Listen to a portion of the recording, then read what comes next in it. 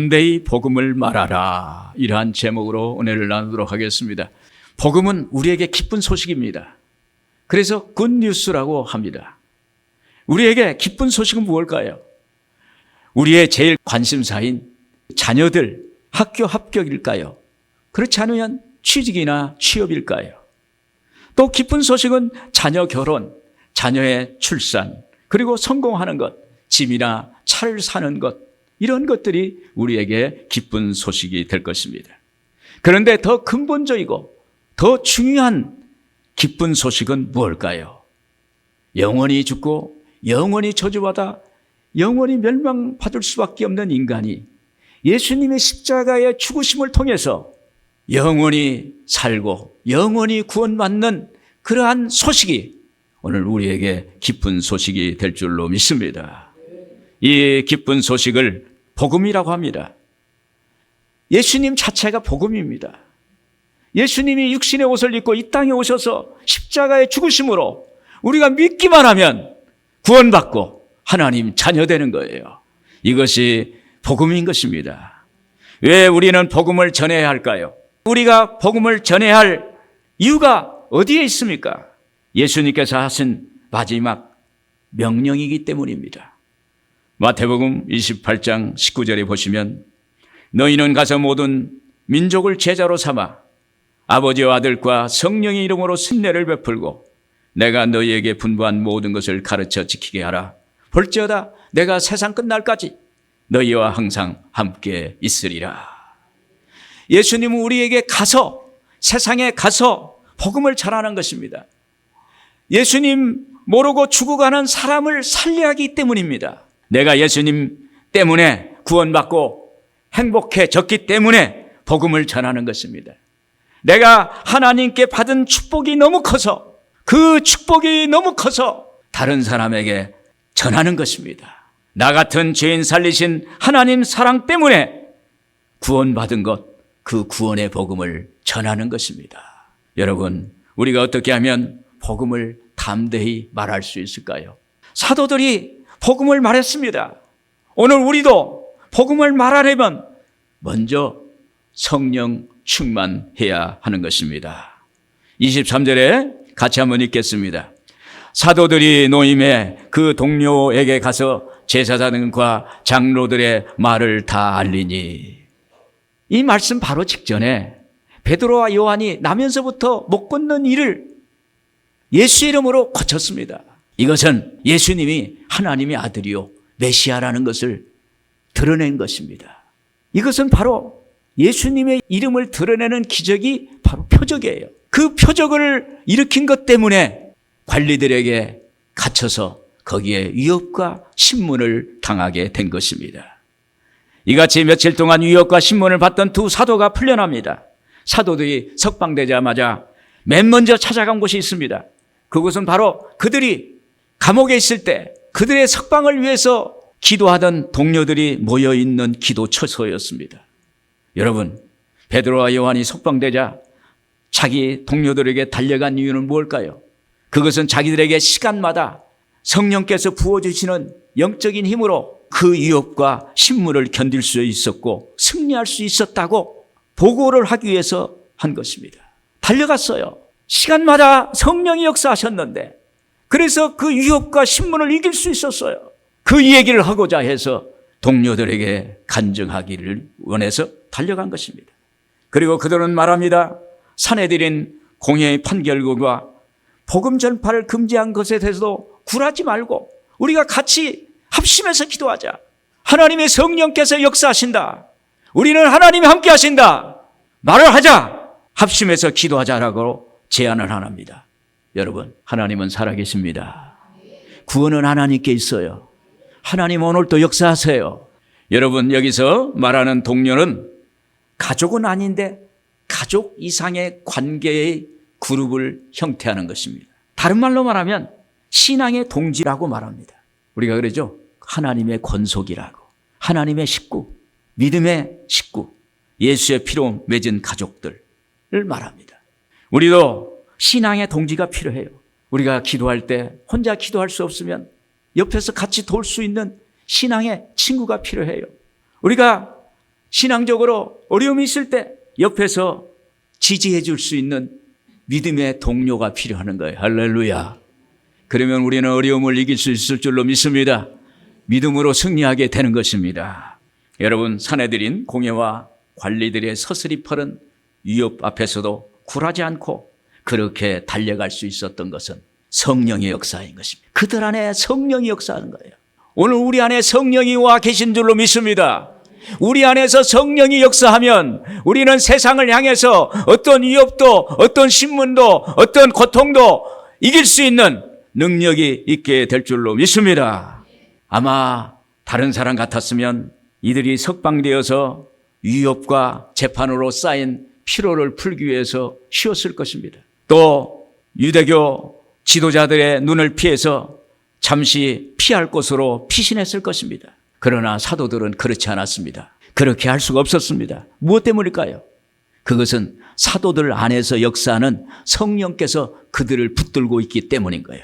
그들 안에서 성령이 강권하시기 때문입니다. 오늘 여러분, 우리 안에도 성령이 역사하셔서 강권하시면 우리는 하나님이 기쁘게 하는 일을 할 수가 있어요. 하나님께 영광을 돌리는 일을 할 수가 있게 되는 것입니다.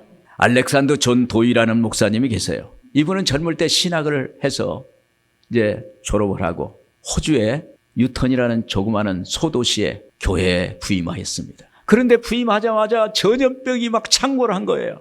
마치 우리나라가 몇 년 전에 코로나19로 어려움을 겪었던 것처럼 전염병이 그 나라를 휩쓸어 갔어요.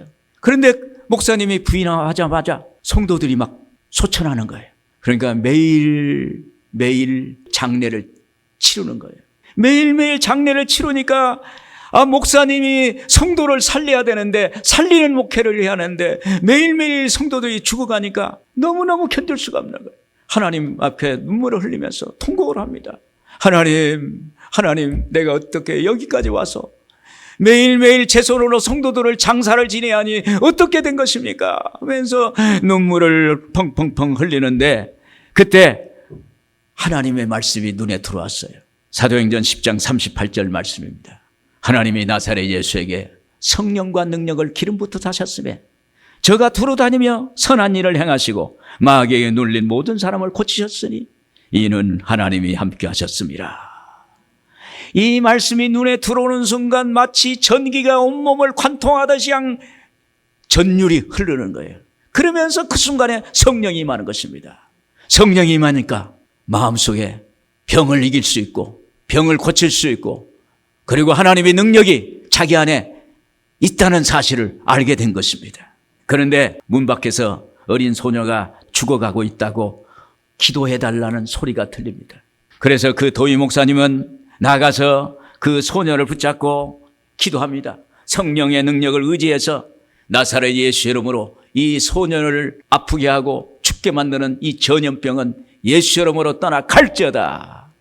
예수 이름으로 떠나갈지어다 할 때 거기서 전염병이 떠나고 그 소녀가 살아나는 놀라운 역사가 이렇게 일어나게 된 것입니다. 할렐루야. 여러분, 그 목사님 안에 성령의 역사가 나타나니까 거기에 기적이 일어난 거예요. 그 기적이, 그 일어났던 기적이, 살아났던 기적이 그 마을에 전파되자마자 전염병으로 해서 나도 죽어야 할 것 같다는 패배적인 마음, 실망하고 그 마음속에 상처받고 눌린 마음들이 그 기쁜 소식이 전해지자마자 그들의 마음을 다시 살리는 역사가 나타나는 거예요. 할렐루야. 그러자마자 목사님이 가는 곳곳마다 병자라가 고침받고 전염병이 떠나고 그 마을이 다시 살아나는 역사가 일어났다는 사실을 믿기를 주의 이름으로 축원을 드립니다. 여러분, 우리가 성령 충만하면 성령이 우리 안에서 역사하십니다. 성령이 세상을 이깁니다. 성령이 병을 치유해 주세요. 성령의 능력이 문제를 해결해 줍니다. 성령 충만하면 우리가 복음을 말하게 될 수 있어요. 우리가 복음을 말한다는 것이 사실 어려워요. 어디 가서 예수 믿으세요 이렇게 말을 던졌을 때 상대방이 어떻게 받아줄까? 대체로 보면 예수 안 믿는 사람에게 예수 믿으라면 거부합니다. 당신이나 믿으세요. 너나 믿으세요. 이렇게 반응을 해요. 그때 어떻게 접근해서 어떻게 내가 복음을 전할 수 있을까? 그러나 우리 안에 성령이 안에 역사하시면 성령이 말씀해 주실 줄로 믿습니다. 이에 사도들이 재판 상황을 보고 하고 다시 복음을 전하자고 다짐하고 기도를 시작합니다. 순간 그 많은 사람들이 같은 목소리로 대주제여 이렇게 소리를 지른 것입니다. 24절에 보면 대주제여 천지와 바다와 그 가운데 만물을 지은 신이요 하나님의 이름을 높이고 찬양하랍니다. 대주제여 요즘식으로 하면 주여 주여 주여를 말하는 거예요. 그때 그들은 이렇게 부르짖었습니다. 하나님 위로부터 내려오는 하나님의 성령의 능력을 부어 주옵소서. 하나님의 성령의 권능을 부어 주옵소서. 이렇게 기도한 것입니다. 여러분 이렇게 부르짖어 성령의 권능을 사모하시길 바랍니다. 성령이 여러분 안에서 역사하시길 바랍니다. 그러면 우리는 나가서 복음을 담대하게 전할 수 있고 말할 수가 있게 되는 것입니다. 오늘 여러분들에게 성령의 역사가 있기를 주의 이름으로 축원을 드립니다. 여러분 담대히 복음을 말하려면 어떻게 해야 할까요? 어떤 어려움과 위협 앞에서도 기도해야 합니다. 기도를 놓지 말아야 돼요. 29절 30절 같이 보겠습니다. 주여 이제도 그들의 위협함을 굽어 보시옵고 또 종들로 하여금 담대히 하나님의 말씀을 전하게 하여 주시오며 손을 내밀어 병을 낫게 하시옵고 표적과 기사가 거룩한 종 예수의 이름으로 이루어지게 하옵소서 하더라. 여러분 우리는 인생을 살면서 원컨 원치 않든 간에 어려움과 여러 가지 문제에 직면하게 되는 것입니다. 그때 기도해야 돼요. 이 세상은 만만치 않아요. 그렇게 쉽지 않습니다. 오늘 우리가 기도해야 돼요. 마귀도 우리만큼 지혜스럽습니다. 그러나 우리는 하나님의 영 성령의 우리 안에 와 계시기 때문에 또 성령을 의지하기 때문에 우리는 원수와 칸마귀를 이길 수가 있게 되는 것입니다. 이때 사도들은 하나님을 먼저 인정합니다. 29절에 보면 주여 이제도 그들의 위협함을 굽어 보시옵고 여기에 기도의 대상은 주여입니다. 주님, 하나님, 예수님, 성령님 이렇게 부르짖는 거예요. 주님께 저들의 위협함을 보시고 기억해달라고 간구합니다. 24절에 보시면 대주제여 천지와 바다와 그 가운데 만물을 지으시니요. 여기서 대주제라는 것은 헬라어로 데스포테스라고 합니다. 천지 만물을 지으신 창조주 하나님을 말합니다. 그리고 이 세상의 만물을 통치하고 계시는 왕으로 말을 하는 것입니다. 대주제여 이 말은 하나님이 하나님 되신다는 것을 인정하는 거예요. 여기 29절에 주여 이제도 그들의 위협함을 굽어 보시옵고 해서 굽어 보시옵고라는 것은 한글 개혁에 보면은 하감하옵시고 밑으로 내려다 보시옵고 위에서 보는 거예요. 어떤 대상에 대해서 관심을 가지고 보는 거예요. 따라서 대제사장 등 유대교 세력의 위협함을 간과하지 마시고 그들을 관심 있게 감시해달라고 이런 기도입니다. 자신들을 핍박하는 세력들이 복음을 전하는 일을 막지 못하도록 그렇게 해달라고 기도하는 거예요. 다른 해석도 있습니다.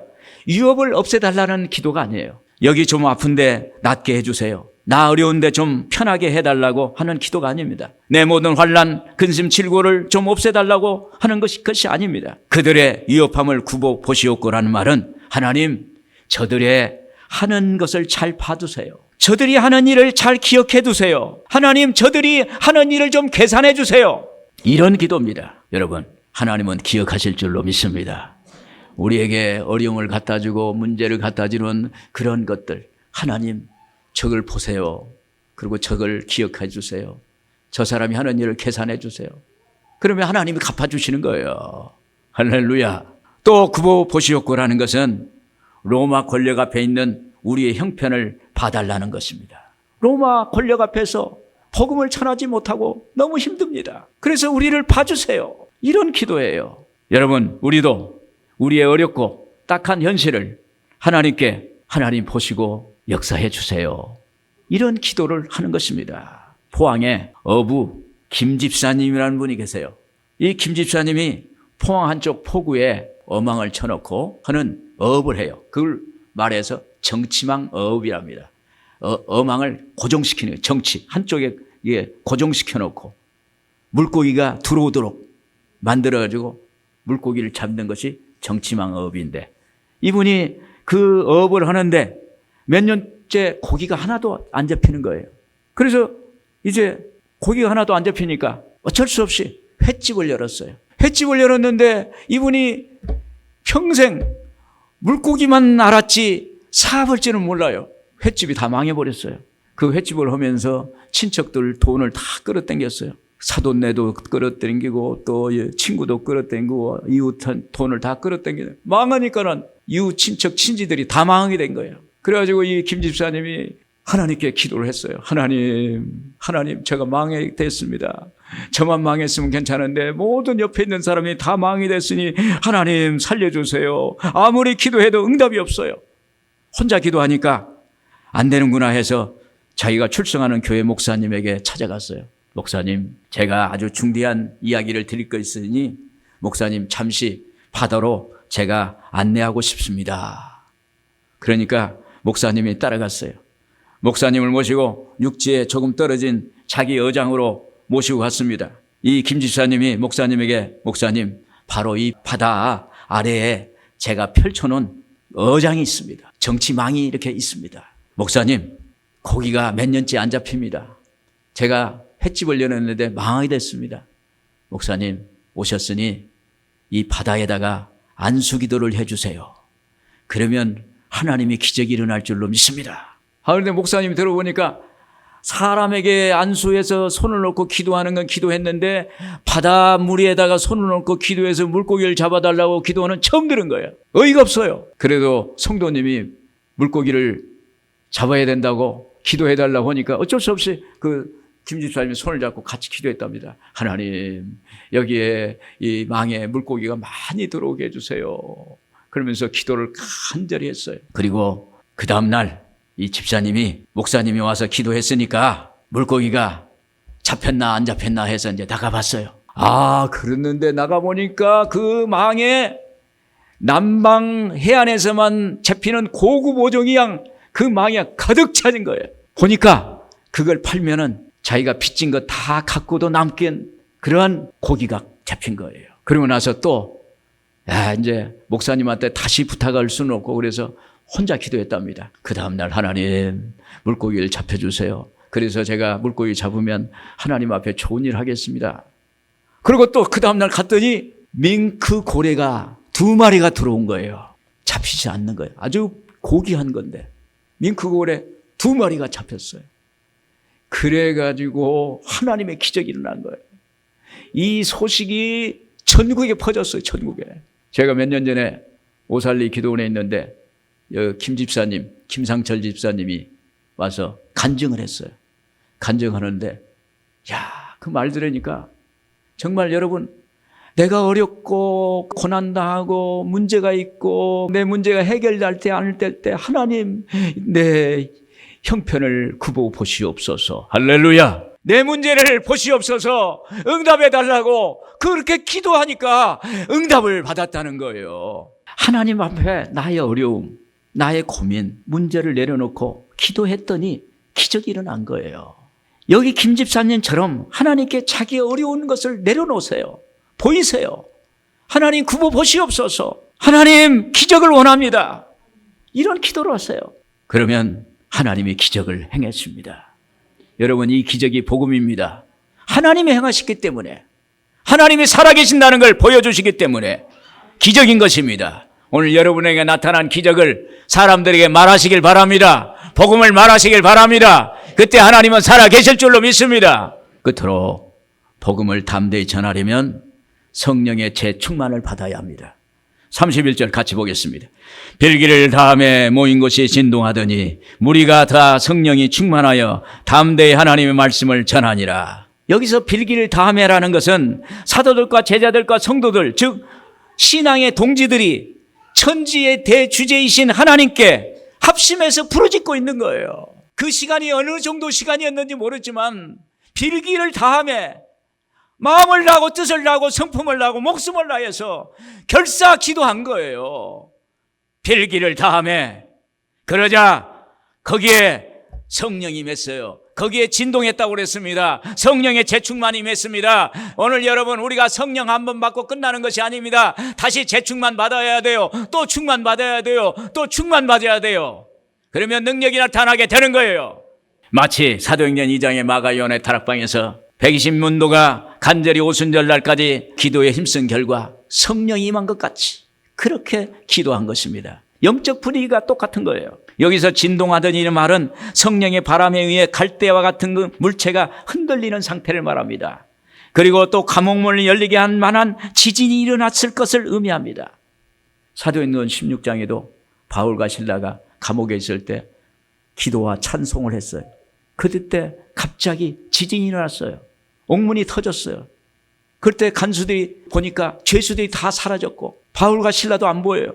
그래서 간수가 자결하러 올 때 바울과 실라가 말합니다. 우리가 다 여기 있다. 내 몸을 해하지 말라. 그래서 간수가 구원받게 된 거예요. 우리가 어찌하여 구원을 받을 수 있습니까? 내가 어찌하여 구원을 받을 수 있습니까? 주 예수를 믿어라. 그리하면 너와 내 집이 구원을 얻으리라. 할렐루야. 여러분, 기도의 결과입니다. 이렇게 뜨겁게 기도하면 지진이 일어나는 것처럼 성령의 역사가 일어나는 거예요. 사랑하는 여러분, 성령은 예수님을 조명해 주시는 영이에요. 예수님이 십자가의 죽으심과 부활을 비춰주세요. 나를 위해 십자가에 죽으셨고 나를 위해서 부활하셨고 예수님은 나의 주님이시요 예수님은 나의 구주가 된다는 것을 보여주시는 거예요. 알게 해주시는 것입니다. 그러므로 성령 충만 받지 못하면 하나님도 모르고 예수님도 모릅니다. 성령 충만이 없으면 하나님이 안 계시니 기적이 없는 거예요. 왜 사도들이 이렇게 빌기를 다했습니까? 왜 간절히 기도했을까요? 그것은 예수님 없는 세상 상상할 수 없기 때문에요. 그들은 예수님 없는 세상을, 예수님 없는 부재를 경험했어요. 너무 캄캄했어요. 너무 막막했어요. 예수님 없는 세상 너무 힘들었어요.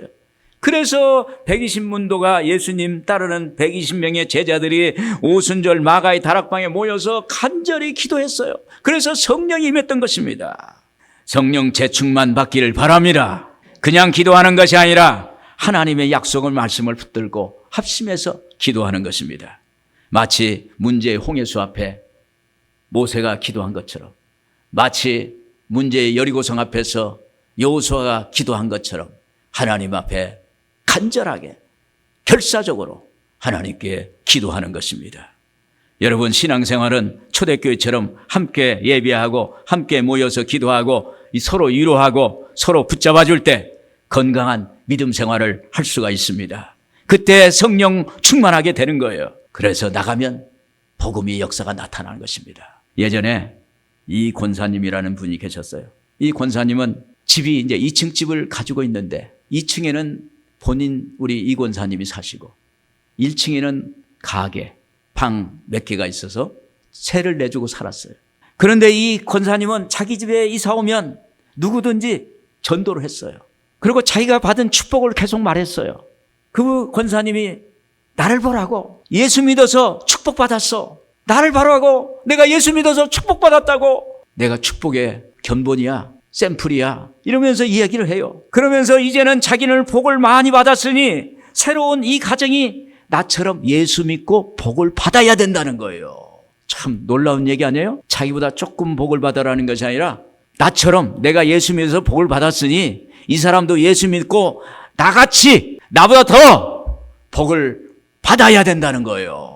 그러면서 손을 잡고 아이고 우리 색시 우리 아주머니 막 손을 붙잡으면서 내가 예수 믿어서 복을 받았는데 나처럼 나 봐 하면서 나보다 더 복을 받고 나처럼 복을 받으라고 막 하니까 세든 사람이 주인이 그렇게 얘기하니까 눈이 번쩍 뜨는 거예요. 그럴 때마다 먹을 것 마실 것 막 제공하고 교회에 데리고 막 나오고 그러니까 구원받고 예수 믿게 되는 놀라운 역사가 나타났어요. 그리고 그때 세든 이 집사님과 안 집사님 두 내가 계셨는데 남편이 이 집사님인데 얼마나 그냥 데리고 다니면서 성령 받도록 만들고 기도로 교회로 집으로 막 해서 막 데리고 다녔는데 나중에 그 남편 이 집사님이 신학을 해서 목사가 됐어요. 할렐루야. 오늘 여러분, 오늘 우리가 기도해서 내가 성령 충만 받고 그리고 내가 복 받은 거 그걸 간증하는 거예요. 나 보라고, 나 봐, 예수 믿고 나 복 받았으니 나처럼 복을 받아라. 할렐루야. 여러분, 내가 성령 충만하면 누구든지 품을 수 있어요. 여러분, 내가 성령 충만하면 누구든지 이해할 수 있고 관용할 수 있고 용납할 수 있고 이렇게 받아들이고 품고 나갈 수가 있게 되는 것입니다. 오늘 31절에 보면 빌기를 다음에 모인 곳에 진동하더니 무리가 다 성령이 충만하여 담대히 하나님의 말씀을 전하느니라. 오늘 여러분, 우리가 성령이 충만하면 하나님의 말씀을 담대하게 말할 수가 있는 것입니다. 사랑하는 여러분, 우리가 성령의 충만을 받아서 복음을 전할 때 내가 행복해집니다. 복음을 나눌 때 행복해집니다. 내가 받은 축복을 전할 때 행복해져요. 여러분, 사람은요, 사랑을 배려하는 이름으로 베풀 때 내가 행복해지고 상대방도 행복해집니다. 내가 소유하고 있는 행복 나눌 때 그 행복이 배가가 되는 거예요. 오늘 여러분, 하나님 앞에 복음을 말할 수 있는 여러분들 되기를 주의 이름으로 축원을 드립니다.